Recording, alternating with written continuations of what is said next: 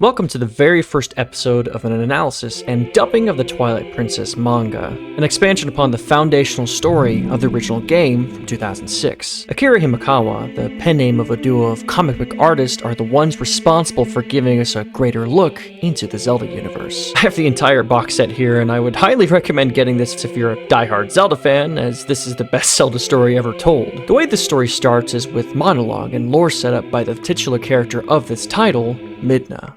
Dear Twilight, I love my country with all my heart.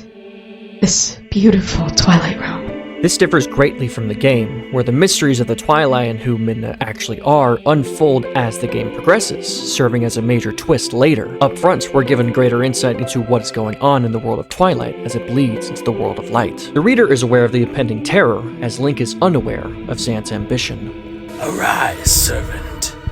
You will now obey me.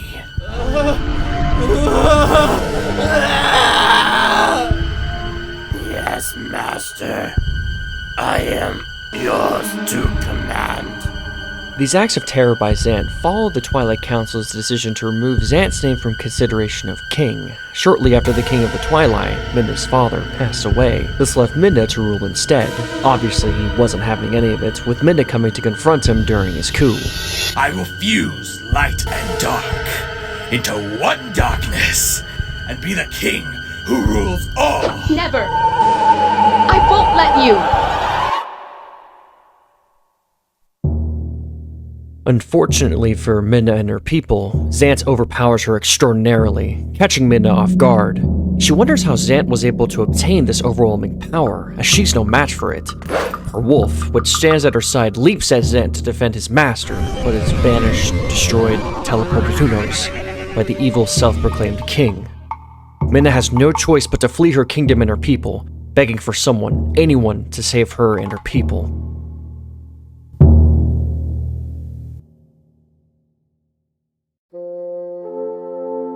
As we venture into the second part of this chapter, I'm not exactly sure how I feel about the opening of the story giving heavy exposition to who Midna, Zant, and the Twilight are. On one hand, it serves a form of dramatic irony for the reader as we venture into a little town called Ordon Village and witness the lives of those unaware of the events coming for them. On the other hand, the game itself withholds information from you, and you are just as shocked as Link when uncovering the world of Twilight. I would say each interpretation serves their purpose as well. The game makes your connection with who you control, Link, stronger, and the manga gives greater viewpoint of the world around you. In this section of the manga, we'll find many things similar to the game, including the opening with Rusl and Link.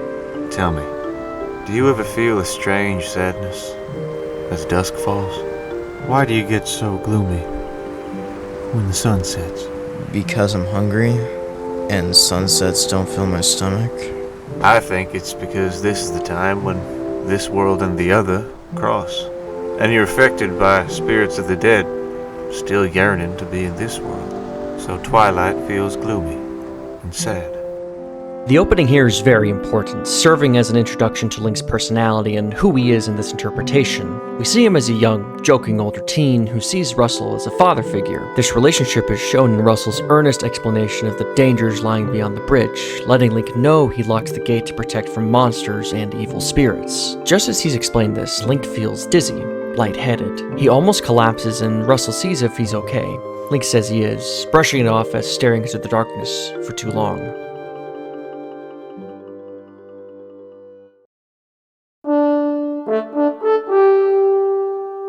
Ordon Village is examined thoroughly and completely in this manga. The relationships Link has with all the villagers are similar to the game, but there are a few major changes and additions in detail that change how we see these characters, but we'll get to that soon. What's still a foundation is Link's close relationship with Rusl's family. Uli, I'm home. Welcome home, dear. Oh, welcome, Link. Link, I came for dinner, Colin. come on inside. Mom baked some delicious bread.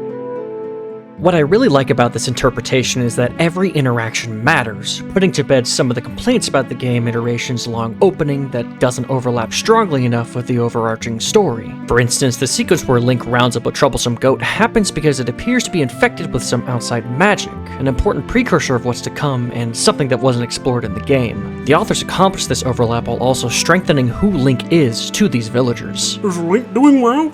Yes, he's been a big help. He's a first-rate rider. He's good with animals, and the children love him. It's only been a year and a half since he's came to Ordon Village. He's really grown. The revelation that Link is a newcomer to the village is nothing short of a big deal.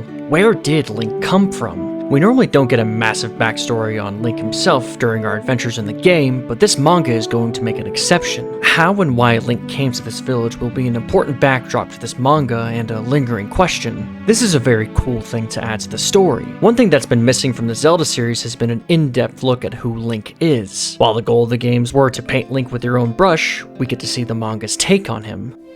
Ilia, when I came here a year and a half ago, you were the first person I met.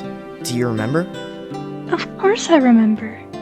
You're the one who got me work and a place to stay.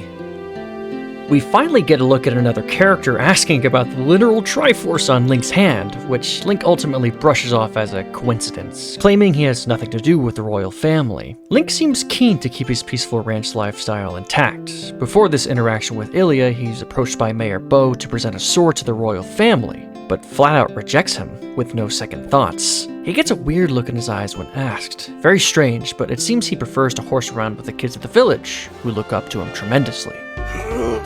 Come on! Talo, Link! Now, Malo, do it!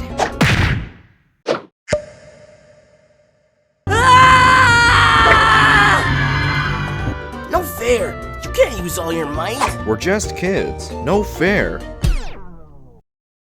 Fitting Malo with an adult voice makes sense and you know it. These first two chapters do a tremendous job of setting up questions that we're dying to have answered later in the story. Earlier, the dark magic that Zant wields, as well as the cause of the king's death, are questions the reader wants to have conclusions to. Link is a very interesting character from the get-go, seemingly desperate for a peaceful ranch life as well as being a newcomer to this village. The person he seems to confide in for times of comfort and revealing his past appears to be the daughter of the mayor whom he rejected the quest to Hyrule Castle, Ilia.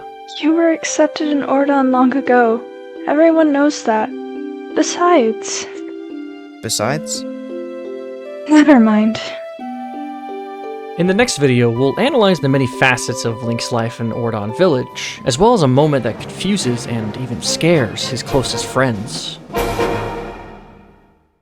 Hi, thank you so much for watching the very first episode of this series. If you'd like to see more of it, please do subscribe, because that'll make it much easier to make. Shoutouts to all the voice actors that lent their voice for this project, as well as the various directors. The community we have is probably the best on YouTube, like, ever, so go look at the description for their names and give them a big shout out. Thanks so much, and remember, it's fun to sub to the JoJo Devs Club, and do consider becoming a member, so that you may support me.